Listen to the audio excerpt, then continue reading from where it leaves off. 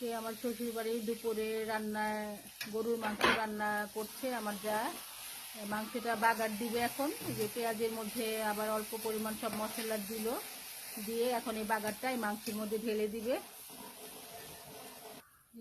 বাগারটা ঢেলে দিল। আমার এই জায়ের রান্না কিন্তু অনেক মজা, কারণ আমার শাশুড়ির কাছ থেকেও সব রান্না সব শিখে ফেলছে, তার জন্য আমি তেমন পারি না। দেখেন মাংসের কালারটা কত সুন্দর হয়েছে। আর পাশাপাশি রান্না হবে লতি। এই লতিটা, এটাকে টালছো মুন্নি, লতি দিয়ে তারপরে যে চিংড়ি মাছ আর সিমের বিচি শুটকি দিয়ে রান্না করবে। আর এই মাছগুলো ভাজলো, এগুলো ভুনা করবে। চালের ভাত,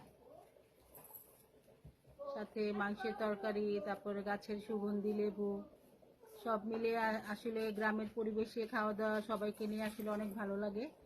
আগে বেশি ভালো লাগতো, কারণ বাড়িতে সবাই ছিল, আবার মানুষজন ছিল। এখন তো আস্তে আস্তে সবাই চলে যাচ্ছে।